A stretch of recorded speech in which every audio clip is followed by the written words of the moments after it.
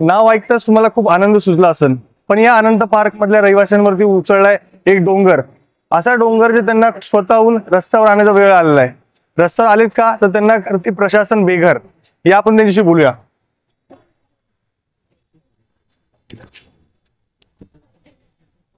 नमस्कार. नमस्कार. काय चाललंय हे आज इथे सर प्रशासनाला आम्ही प्रश्न करतोय, नक्की जबाबदार कोण आहे आमचं? आम्ही जर दिव्याचे रहिवासी आहोत तर आमचं जबाबदार कोण आहे इथे? त्याच्यासाठी आम्ही ते बांधलेलं आहे. आमच्या बळीला जबाबदार कोण आहे? सरकार आहे, नगरपालिका आहे का न्याय व्यवस्था आहे? आम्हाला न्याय व्यवस्थेकडनं काय मिळत आहे? ना सरकारचा सपोर्ट मिळत ना नगरपालिका तर आमच्यावरती कारवाई करायला येत आहे. त्याच्यासाठी आज हे सगळे जमलेले आहेत. तुम्ही लिटरली त्यांचे चेहरे बघा. सकाळ लिटरली महिना झाला, आज महिनाभरापासून सगळे त्रासलेले तिथे. महिनाभर येते नगरपालिका, ज्याच्या मनाला पाहिजे तशी कारवाई करून जाणार. लोक इथे तेवढ्यासाठी जात का? तुम्ही स्वतः लोकांना विचारून घ्यायचे त्यांचे काय दुःख आहेत. माझं नाही, त्यांना पण विचारा. ते इथले रहिवासी, मी स्वतः इथला रहिवासी आहे. आज नाही बोललं तरी आम्ही इथे 18 20 20 वर्ष झाले आम्ही इथे राहतो. आणि तुम्ही बोलाल का इथे इलिगल बांधकाम आहे, इलिगल स्ट्रक्चर आहे? मग 20 वर्ष इलिगल स्ट्रक्चर जेव्हा बनलं होतं त्या टायमाला सगळे कुठे होते? पण प्रशासन कुठे होतं? त्यांनी बनवूनच द्यायचं नव्हतं पाहिजे. बेसिकली सर्वात पहिले इथे तुम्ही लाईट, पाणी सगळ्या सुविधा उपलब्ध करून दिल्या. आज आम्ही आमच्या दुसरी जनरेशन म्हणजे दुसरी पिढी आमची आज इथे मोठी झाली. आणि तुम्ही आज बोलाल का आम्हाला बेघर कराल? असं आम्हाला चालणार नाही आणि ते कोणालाच पटणार नाही. ज्याला पटतंय त्याने, कोणाला पटतंय का हे? इकडे इथे प्रत्येकाची तुम्ही दुःख जाणून घ्या. काय काय मी म्हणेन, आम्ही मीडियाला विनंती करतो, कमीत कमी मीडियाच्या माध्यमातून आम्हाला जेवढा न्याय मिळू शकतो तेवढा आम्हाला हेल्प करा. बस एवढंच म्हणेन. अजून पण रविवारी त्यांचं पण दुःख ऐकून घ्या. नमस्कार. मी इकडचा रहिवासी आहे. 18 वर्षापासून आहे. 18 वर्षात गव्हर्नमेंट पण एका माणसाला ऍडल्ट आणि बालिक घोषित करते आणि आम्हाला अनधिकृत घोषित करतात 18 वर्षानंतर. आमचे लोक आहेत, लहान बाळ आहेत, तिकडे मोठे झालेत, त्यांचे 10वी 12वीचे परीक्षा आहेत. त्यांचं उत्तीर्ण कोण देणार? त्यांचं 1 वर्ष वया गेल्यावर त्यांचं कोण करणार? आणि दुसरी गोष्ट, जेव्हा आम्हाला वोटिंगसाठी येतात तेव्हा आमच्या घरी येतात, सगळं माहिती आहे त्यांना. आमच्या नावावरती वोटर आय डी का बनवलं मग? त्या टायमाला आम्ही पात्र आणि आता आम्ही अपात्र कसं काय झालो? आम्हाला त्याचं उत्तर द्या.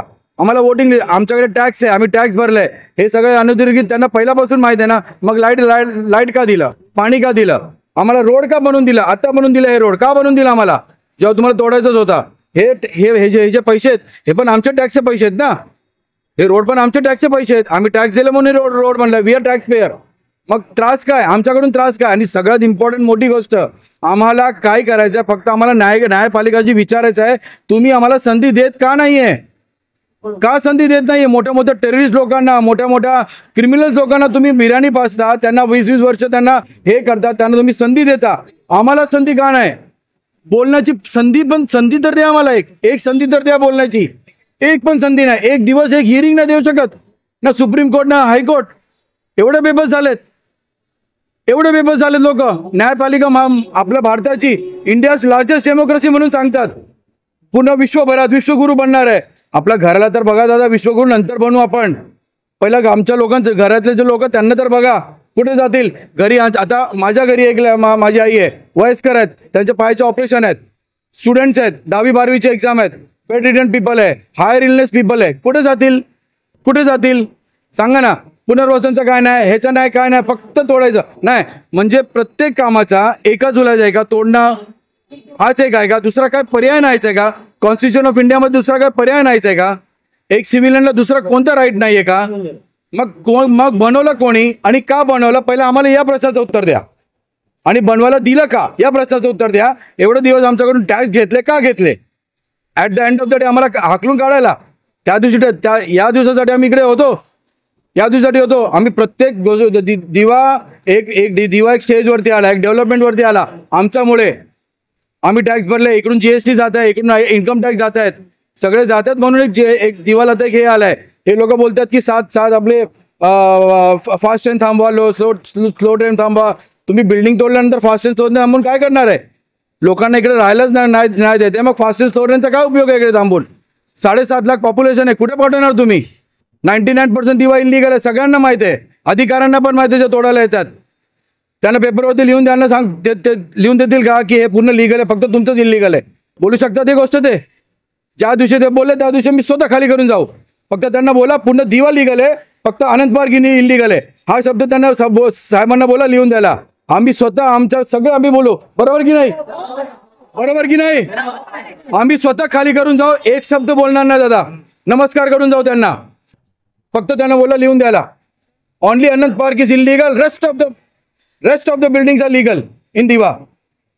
That's it. धन्यवाद. थँक्यू. या होत्या आनंद पार्क मधल्या एका रहिवाशाच्या वेदना. अजून आपण महिलांकडून जाणून घेऊ महिलांचं काय म्हणणं या गोष्टीवरती. रजिस्ट्रेशन करके लिया है कोर्ट ने, रजिस्ट्रेशन किया है, इतने दिन से टैक्स ले रहे हैं, अभी कहाँ जाएंगे वो बोलो.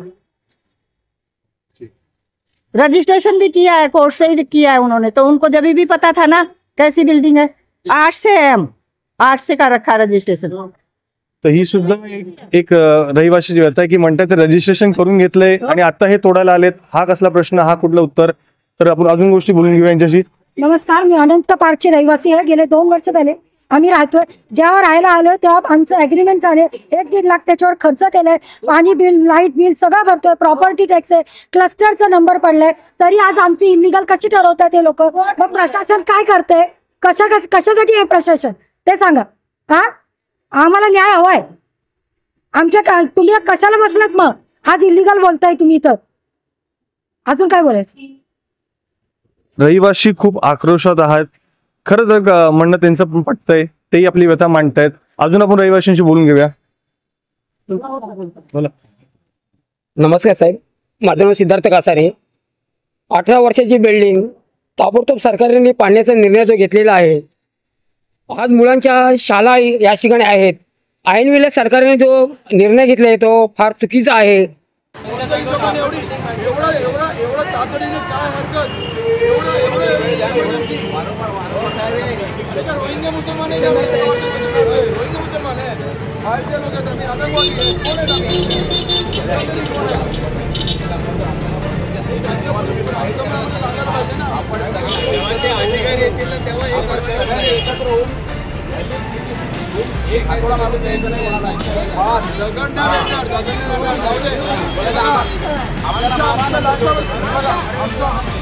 प्रॉब्लेम नाही. मला सगळ्यांच्या आमच्या बॉडीच्या लास्ट वरती घेऊन जावा. आम्ही जेव्हा मरणार ना तेव्हा भेटणार तेव्हा तोडा. सगळ्या रहिवाशांनी एकत्र हम लोग कई वहाँ पर हम लोग के घर के सामने रखो, मत करो, वही हमारा समाज भी बना दो. हम लोग की प्रॉब्लम है ना, हम लोग की प्रॉब्लम है ना. ये पूरा दीवाना हम लोग की सबको तकलीफ दे रहे. बराबर. इतना रैपिड एक्शन तो जिसका रेप हुआ था निर्भया, उसको 20 साल के बाद सजा मिली. हम लोग को 20 दिन भी नहीं मिला. हाँ, बिरयानी उसको बिरयानी खिलाए और हम लोग का खाना आराम कर दिया. इतना आराम कर रहे हमारा सरकारी वकील वगैरह मिला. आता ही लढाई आपली सगळी रहिवाशांची आहे. कारण इथे आता आपल्याकडे कोणी येत नाहीये. कारण सरकार काय आलं, सरकार त्यांची बाजू मांडते. स्वतःला सेफ करण्यासाठी बाकी काय कसा तोडायला मला का दिवा तोडायला पाहिजे. दिवा आणा दिवा 60 डिग्री डोळे फिरून मला 1 मिनिट दाखव. एक दाखवा 360 डिग्री दिवा आणा दिखत आहे. ड्रोन कॅमेरा घेऊन मला दाखव कुठे 2 डिग्री सोडून. अरे उनके पास डाटा है, टैक्स काउंटर का पूरा डाटा है. पूरा इतना डाटा क्या ना फिर काउंट कर तो भी ये लोग क्या करते हैं.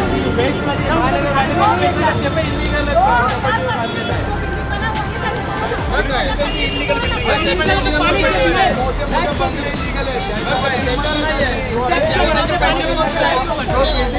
चालू